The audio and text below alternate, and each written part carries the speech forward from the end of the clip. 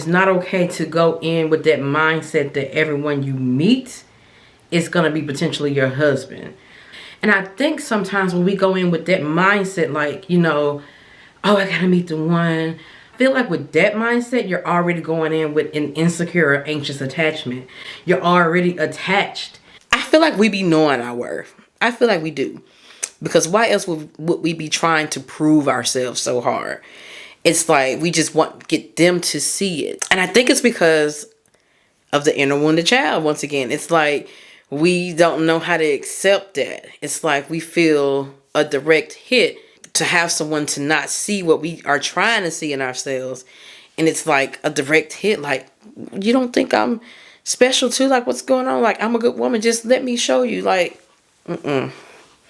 Because what I find is that it's not that they don't know your worth. They don't value it. So it's never really about you not being good enough, although it can feel like that. I think we internalize that is a us problem, but it's not. It's really a them problem. It's really a mismatch. It's really incompatibility. But we're taking it is that it's something deeper, but it's not. Detached dating, boo-boo. Date like a bad bitch. Excuse me, can I please talk to you for a minute?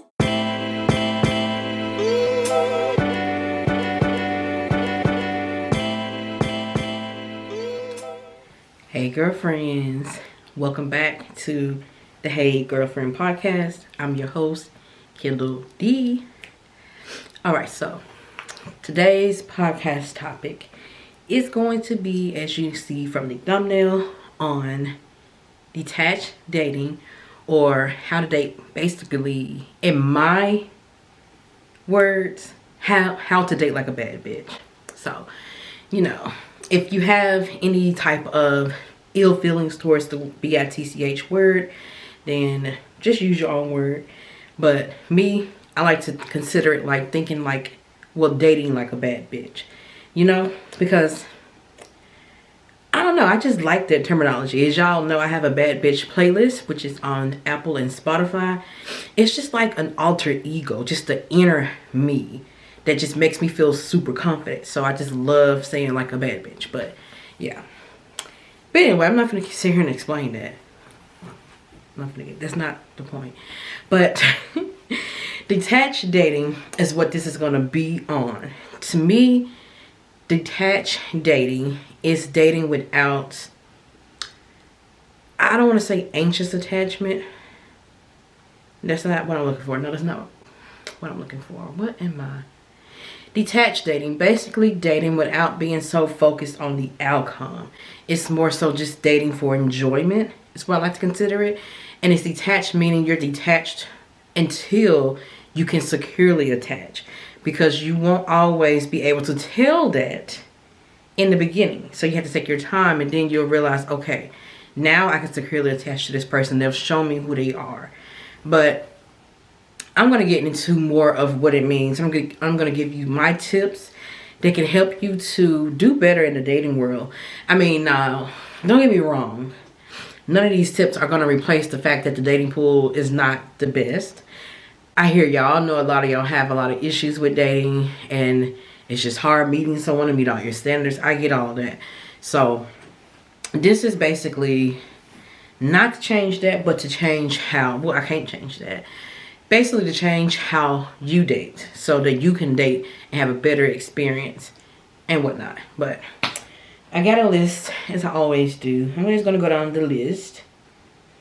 And these things, if I have a story for any of the tips that helped and how it helped me, I'll give it.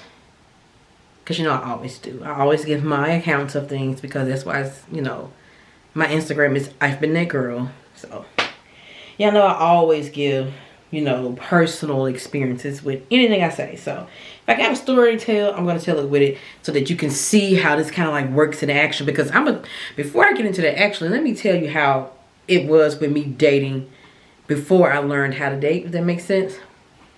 Like when I was in those toxic relationships and whatnot, which was all through my 20s, I actually never really dated. It was just like someone liked me and I liked them back. Simple as that. And yeah, I never really dated. And so after coming out of all of that, I had to kind of learn how to do that.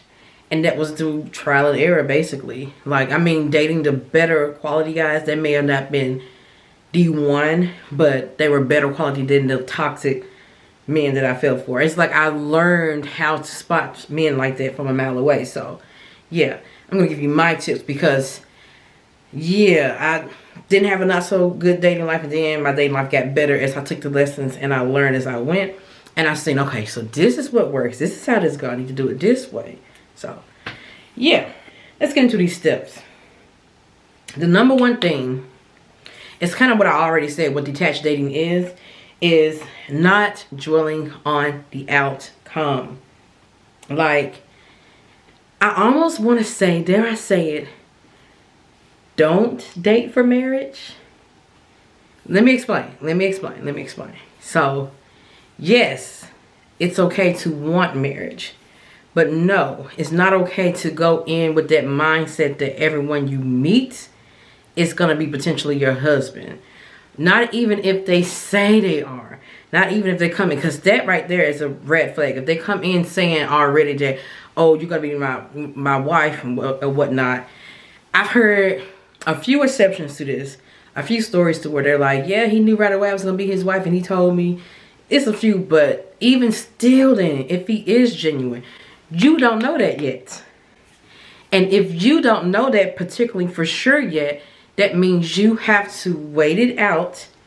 Keep checking for their actual actions. Keep checking to see if they're actually consistent. And that takes time. You know, you're not going to tell someone's consistent like within a few weeks. Not even really a month. You got to give it time to see, you know, okay, this is someone that I may want to marry, and give it more and more time. But I feel like when you really just date for fun, and you really date to get to know them. That's what I'm saying. I'm trying to say, like, you're dating to get to know them. You can have, you know, of course, that you want marriage in the back of your mind. You can know that that's ultimately what you want. But it takes steps to that. It takes steps before you get into that. And I think sometimes when we go in with that mindset, like, you know, oh, I gotta meet the one. Oh, I'm hoping I meet my partner. Oh, I just can't wait to get married. And oh, well, you know, I hope this is it. Oh, I like him already, and this is just the first date. Oh, I like the phone conversation. It's just one phone conversation, you know. You're going to like, this may be it. Oh my goodness. You're going in with that mindset. I feel like with that mindset, you're already going in with an insecure or anxious attachment. You're already attached because you've already created this idea of your head of how you want this to go and how you're expecting it to go. You don't know anything about them yet. Everyone's on their best behavior in the beginning. So I learned the hard way. You almost got to go in with like a I don't care attitude. Like, you know, okay, whatever you're saying, all right, we gonna see. Or even if they're showing actions, like, okay, keep it up. We'll see. Kind of look at them like that, like, okay, we'll see. But it's still to where you're open to getting to know them. It's like a balance. It's not being guarded. It's being open to see how they are. But it's also understanding that you have to keep on seeing how they are. And it's realizing when someone is beginning to make you anxious. And slowing yourself down. What I mean by that, it's like if you're anxious for when they're going to call you, when they're going to text, if you're anxious about when the next date is going to be, if you're anxious about why you haven't heard from them, if you're anxious about pleasing them, if you're anxious about them liking you, any of those things that you're noticing in your body, that means you are pretty much already at the outcome. And you're hoping that you're going to get what you set out dreaming about with this person already. And so when you're getting anxious about, like, oh, I hope they like me because I want them to like me. I want them to like me because this has to work out how I'm already planning in my head. So when you're thinking like that, you're already attached. You're already attached. So you have to go in with this mindset of, we'll see. That's actually something I like to tell myself in the beginning when I started dating you know, better quality people, not the toxic exes. When I really started dating, I started using the term in my head like, we'll see. I'm on the phone talking to them. I like them. Okay, check. We'll see. I like how they're talking. Okay. Because I learned not to get my hopes up so quick, because I have done that before and got hurt and disappointed. So how do you do that? How do you not dwell on the outcome? How do you go in with this mind of, I'm going to be detached and have a we'll see attitude? How do you do that? So that actually goes into my next one, which can help with this, is keeping a life for yourself. Making yourself a priority always. If you're not used to doing it, I would say practice now while you're single. Like, make sure you're making the real time for you. Make sure you're creating a life that you enjoy, so you don't feel like you're waiting for someone to come and like rescue you from your life. Like, say if you feel like you're not enjoying your life, or you feel like you're damaged, you feel like you're running from some healing that has to happen. You've been traumatized by life. You got some things going on. You're trying to find someone to, you know, be with to take you away from that. No. Make yourself a priority. Every bit of you. The healing. Go to a therapist, or go to group meetings. Join group meetings, or coach. I do one-on-one mindset coaching, by the way. Check link in bio. But I'm saying go to somebody for help and develop yourself. This is not only just helping you to heal, but it's also you making time for self-care. You making time for yourself. You making time to pour into yourself. Because you don't want to get into a relationship to where you're hyper-focused on what they need to change, on what they need to have fixed, and what's wrong with them.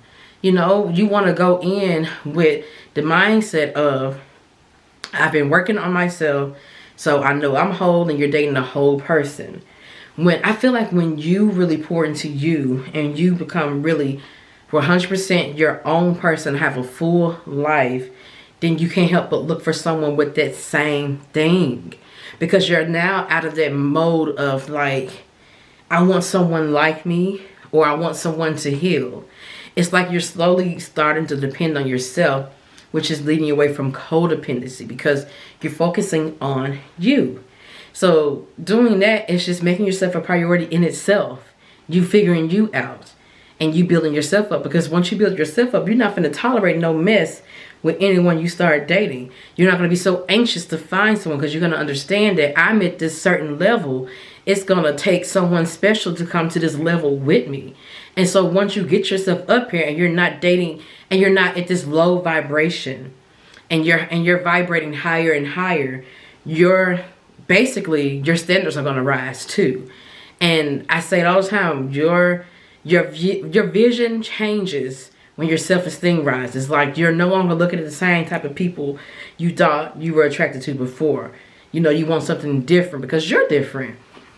And like for me, I noticed that really happened when I really started pouring into me. I healed much as I could on my own from like the bad relationships. I started working on, you know, the reasons why I ended up in those toxic relationships, which was a lot of childhood trauma. I started working on all of that. And I started healing those wounds. And when I started doing that, I realized I don't feel so bad for the men out there that hadn't done their healing, if that makes sense. Because what I found myself doing before I healed, before I made myself a priority, and before I really developed my life, before I realized I had any of this to do, like for a long time, I didn't realize that this was something I had to do. I was just out there blindly, like, I want love. So, okay, you like me, let's go, let's try it. That's what my 20s was about. But I soon realized that I couldn't be like that, because it was just making me end up in low quality experiences with nobodies, basically. And so when I started to really heal, I no longer was up for tolerating stuff like that. I no longer was in the mindset that I wanted to heal someone. I was no longer feeling sorry for the ones that needed love like that. Because I think since I felt that way about me, like, oh, poor me, I really want love, I was like dating guys that seemed like that's what they needed. They felt damaged. Like, both of my exes were totally damaged deeply. And I saw through all of that, and I just wanted to pour love into them. And I now looking back, I realize it's because that's what I wanted someone to do for me. And also, I wanted to feel needed by them. I thought like, okay, so maybe if I make myself feel needed, and I thought that I had to earn love, and it was about like fixing and changing them. Like I was super focused on them, not making myself a priority. When I was like that, I thought that was love. I thought I can make them love me. I thought I can show them how good love can be that way. And so once you heal those wounds and you making yourself a priority and you're really pouring into you and figuring you out, all of you out, it's like taking you to the next level. And once you get there, it's like your standards change. And so other ways you can make yourself a priority is also learning more about you, understanding you, who you are, what you like, what you want to do with your life, what dreams do you have, what goals do you have. Another big thing that I did was I started thinking about the dreams that I can make come true by myself. That means I stopped focusing so much on, I want marriage, I want a child, I want a house with my husband and all of that. All of that is great, but when you think about it, you don't have much control over when that's going to happen. So why base your whole life around it? Why base your goals around it? It's okay to want that, but you basing your life around is not going to bring it any quicker to you, you know? But why not, while you wait, make a life for yourself, whatever that looks like. Find you, find yourself, find things that you like to do, make yourself a priority, because I promise you, you are going to still need you even in a relationship. I think we like to think that a relationship somehow can rescue us. And when you're at that wounded state, you tend to feel like that's what you need in order to get out of that state. And in a sense, it is what you need because you went without that more than likely during your childhood. So of course you're thinking that's what I need to feel good. But once you realize that you can't just get it that easily, and you can't just go out there pouring into someone to get it, you start to realize I need to pour into myself. And so you can never pour into yourself enough. I'm going to say that.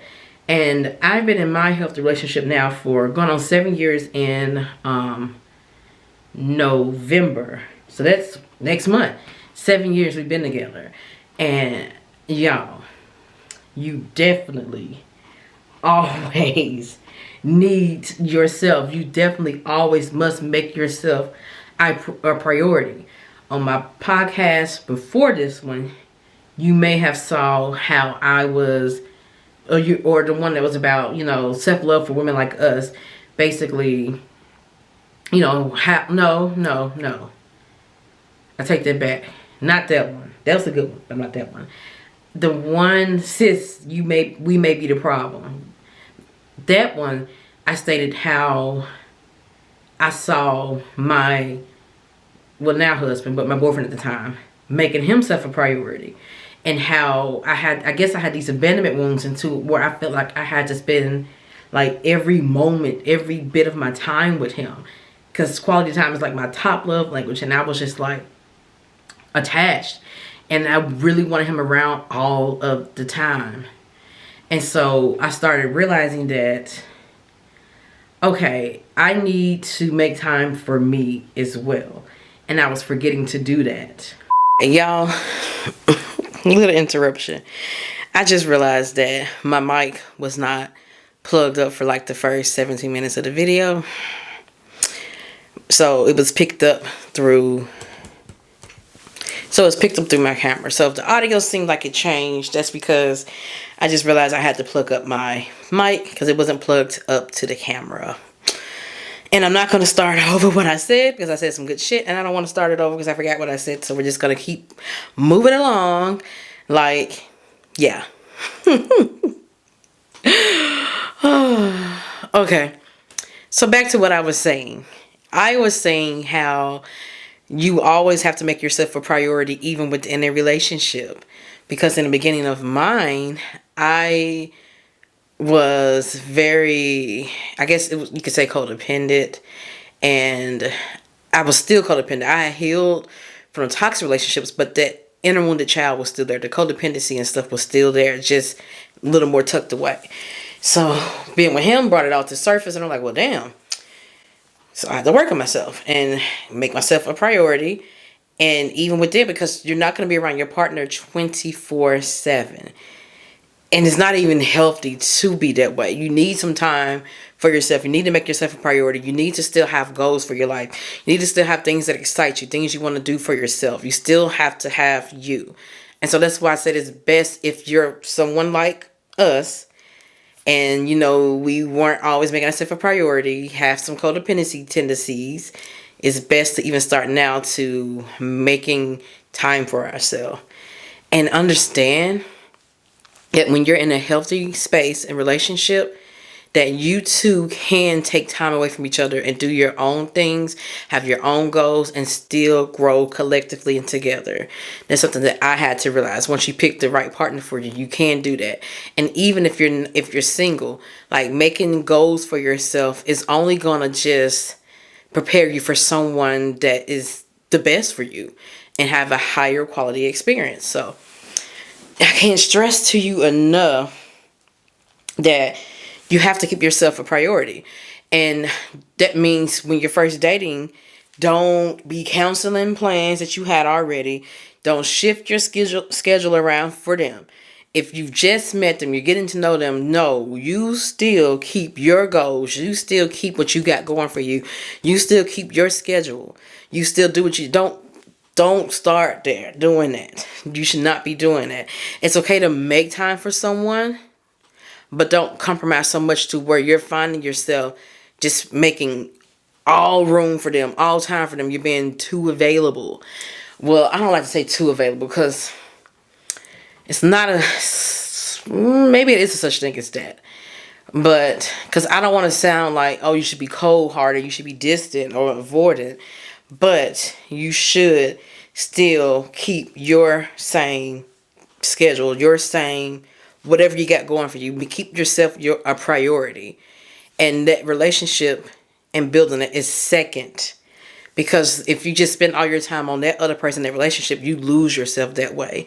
And you do not want to lose yourself, girlfriends. So always keep yourself a priority. That's how you date like a bad bitch. Okay, and next, figure out your standards and boundaries. This might sound crazy, but I'm not gonna say it might sound crazy. What are you talking about? That's not what I'm. This may, well, for me, I put it this way. For me, I didn't have any standards and boundaries at first. I didn't learn that I needed those until after the toxic relationships of all through my 20s. I was like, I never really set any standards or had any boundaries for myself. Because I didn't really know me or know what I wanted. I just knew that I wanted love. And that's all my main focus was just being love and giving love, earning love and all of that. And so I didn't have any other standard outside of that, but just that it's someone that I'm attracted to and they like me. There we go. And I thought the rest we could make do. And so I find that a lot of women like me, like us, we tend to have been that way. A lot of the women I've coached have been that way. They didn't really know themselves then. So now's the time when you're healing after that, is to realize that, okay, I need to add some standards and boundaries to my list. And what you can do as you're dating more and more is that list should grow. If it didn't work out with them, okay, you can put another standard in there. Like, okay, I really need someone that's like this. And it's discovering like what you need. That's ultimately what this is doing. Like, you can't ask for someone to meet your needs if you don't even know what your needs are. And you got to know what your love languages are, how you want to be loved, how love is expressed to you, what do you need, what boundaries do you have.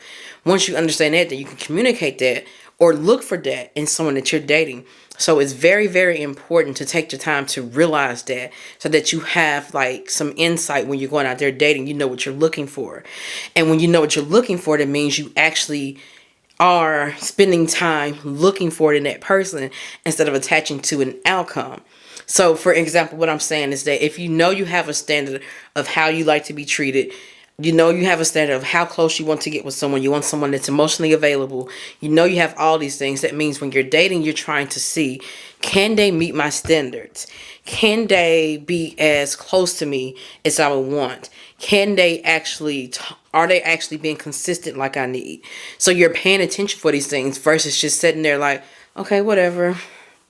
Okay, they look good. Okay. And they, have a good job. Okay. You're actually sitting here and you're dating and you're focused on if they can meet those standards versus you also trying to be someone they like. You're paying more attention to, okay, do I like them? What kind of, person are they? How are they being? Is this someone that can be in my life and add to my life? So once you have that list of standards and boundaries, you're dating with, a clear head basically.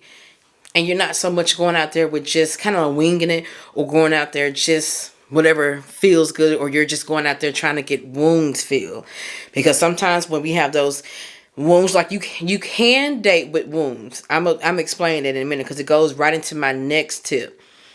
Because some wounds are cut and hurt so deeply that you can do some healing on your own, but you may need, a safe relationship or space to finish doing more of that, because you're going to be healing the rest of your life. Just letting you know. It gets easier, but it's always something you're going to have to be made self-aware of about yourself and grow. And then a interpersonal healthy relationship, you realize that. And so what I mean is that I was dating with wounds. I was dating with an inner wounded child that just really wanted to be loved.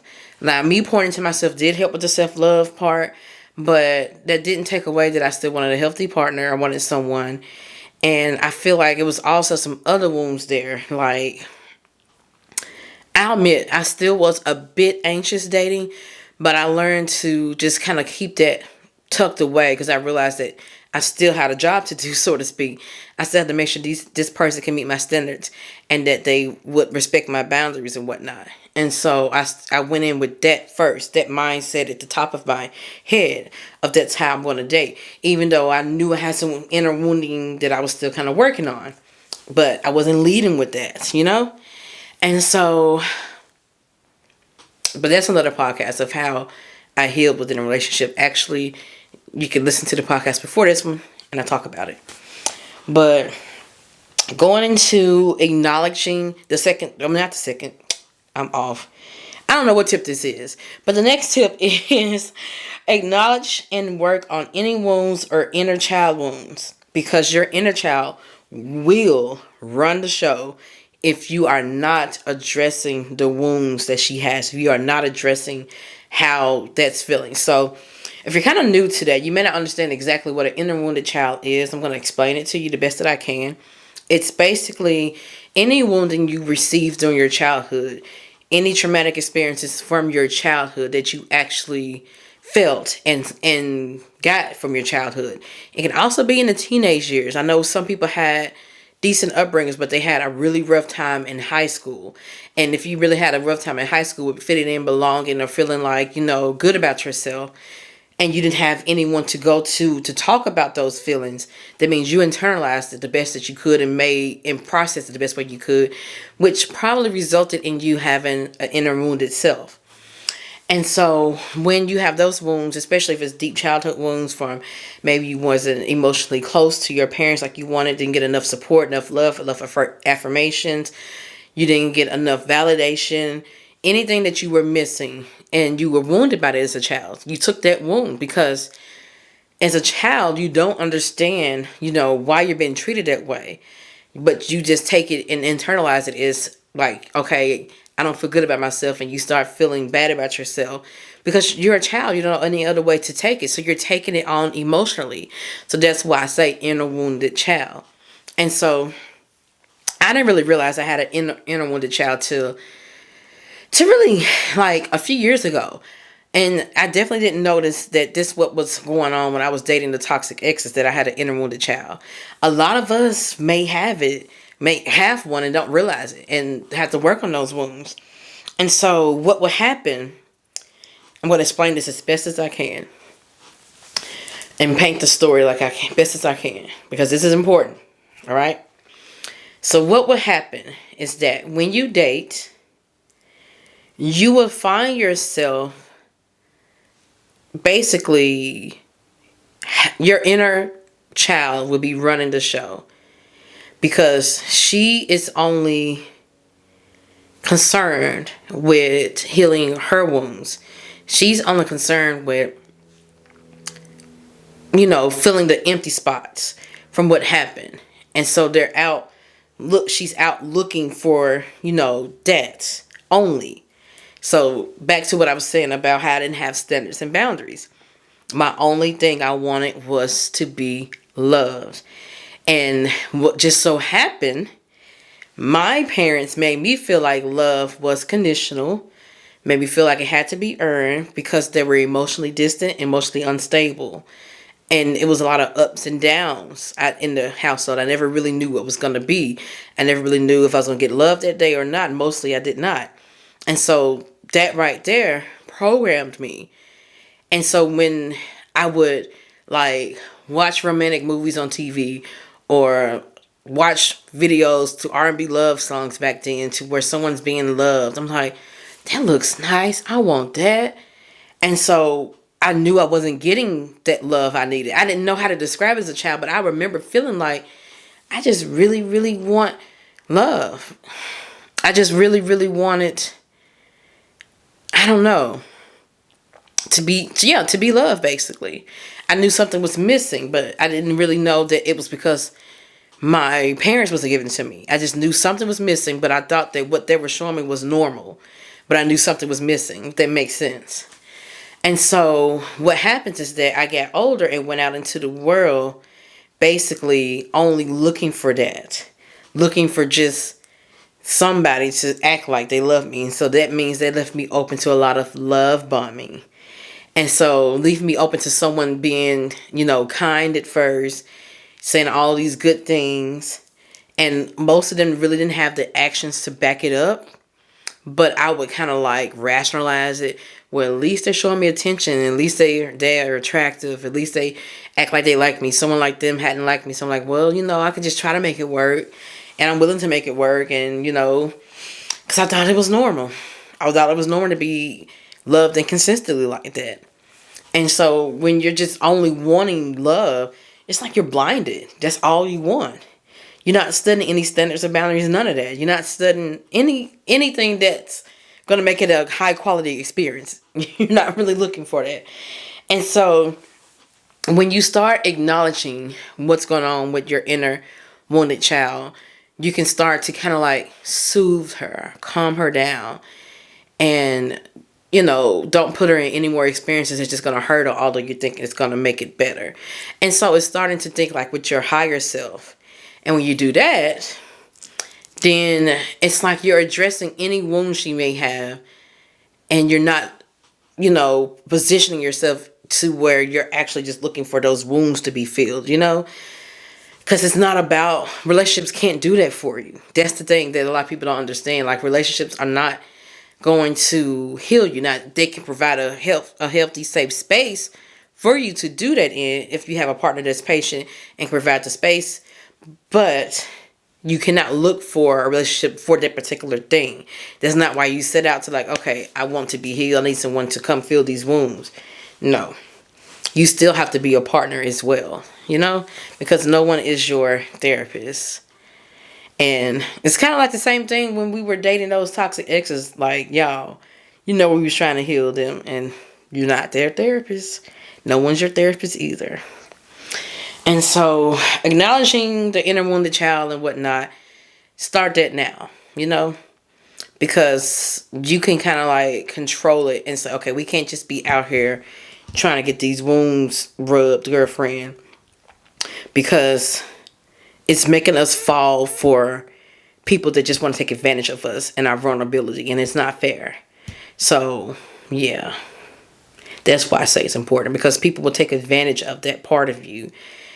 Especially narcissists or immature people, toxic people, you'll find yourself falling for stuff like that. And so once you kind of calm her down and you start leading the show with your adult self, then, you may can end up in a healthy space, healthy relationship to where You can do some more healing in that. And check out really the podcast before this one, the one on sis sometimes with a problem. I really talk about that on there. I feel like these two kind of run together, so I guess it's good I did it right after that. So some more things to do with detached dating. Don't attempt to prove your worth, or if you find yourself doing things for the validation or approval, stop right away. So I got tricked into this a couple of times during the times of my toxic relationships into proving my worth. And it's like, I feel like we be knowing our worth. I feel like we do. Because why else would we be trying to prove ourselves so hard? It's like we just want to get them to see it. Because it's like, I know I could be the one for you if you could just see my worth. Like, why don't you see it? So we're taking it personal. So the moment you feel like that you have to do that, that you feel like you're proving yourself to them, or you feel like you're trying to kind of go out your way, stop. Because it's like, they're never going to see it. Never. You just have to let them miss out. As simple as that. And I think it's because of the inner wounded child. Once again, it's like we don't know how to accept that. It's like we feel a direct hit because we already kind of feel like we may be worthless, or we may not really know our worth, and we're working on that. But to have someone to not see what we are trying to see in ourselves, and it's like a direct hit, like, you don't think I'm special too? Like, what's going on? Like, I'm a good woman. Just let me show you. Like, Because what I find is that it's not that they don't know your worth. They don't value it. And if they're not valuing that, that means they may not be ready for that. It means they may not be able to show up for you how you need because of who they are. So it's never really about you not being good enough, although it can feel like that. I think we internalize that is a us problem, but it's not. It's really a them problem. It's really a mismatch. It's really incompatibility. But we're taking it is that it's something deeper, but it's not. And so even though you may really like this person, that's usually what it is too. You really like somebody and you really want this person you like to like you back, and they're acting like they're not. So you're trying to prove yourself like, you should like me because of this. You should like me because of this, And so no, don't do it. Don't fall into that trap. Detached dating, boo-boo. Date like a bad bitch. Something else that helped is really carrying yourself like you feel like you are. Like, really tap into what makes you feel good about you and do more of that. Like, example for me, what makes me feel really good about myself is my personal work that I do, the creativity behind the work that I do. I love keeping myself up. I love clothes and how they look on me. I love, putting looks together. So I do that for me. I love, doing my hair, makeup, nails, everything. I love looking put together. That makes me feel really good about myself and like confident. And so it's really pouring into your confidence. The more confident you feel, then the higher your vibration, and you realize that I have a different selection of people to pick from. Like, I have worth, so I deserve to choose from this category of people that's like at this level, And so it's like you're pouring more into yourself, and you're not really settling for bare minimum, so to speak. So yeah, really treat yourself like you're the shit, basically, And it's like you have to get to this point too where you realize you are too good for some things. That was my problem. It's like, it was damn near like pick me behavior. I had this habit of like, oh, it's okay if, he doesn't have this, or, oh, it's okay if I don't hear from him often, or what else dumb shit, or, oh, it's okay if he has a lot of kids, and let me stop because I ain't trying to be controversial, but if it is, it is. I'm just saying, it's like, it's okay if someone has a lot of kids, but I'm saying it's not okay for you to not look at how it's going to affect you It's just what I'm saying. Because I was just like, oh, it's okay. We can still be, like I felt like I had to pick from just like I couldn't have standards or like I couldn't have, no, I just remember when I was like that. And so once you start really building yourself up, you start to realize, okay, yeah, it's okay to be a little, I don't want to say picky. It's okay to have standards. It's okay to name something that you feel like it's okay to feel like you're too good for something. I put it that way. It's okay to be like that because you want the best experience for you. You want someone that is for you. So you have to start looking at yourself that way. And so once I started kind of building me up, I started realizing that, okay, yes, I want someone that I know can treat me well. I want someone that has this, that, and that. I want someone that has the ambition I'm looking for. I want someone, all of that. I want someone preferably that doesn't have any kids. I want some, because I wanted, us to have our first kid. I didn't want to come in with that baggage because I didn't know how I was going to do with that. I already had been through that with an ex that had like 9 kids. So, as you go through it, your standards start to rise. And it's okay for you to hold yourself to the highest priority. Well, not highest priority. It's okay to hold yourself to the highest standards, what I'm trying to say. It's okay to think highly of yourself. Start doing that. That's how you date like a bad bitch. That's really all I got for this one. Is like you're overall, you're just not attaching until someone has shown you that they can be consistent. And I guess to further explain the detached dating before I go, actually I just thought I explained a little bit beginning, but detached dating, I don't, it's to where you are waiting till you can securely attach. I put it that way. Because it's okay to attach yourself because, your partner is going to be an attachment figure in your life. It's just, that's kind of like why you heal more in a relationship because it's an attachment figure.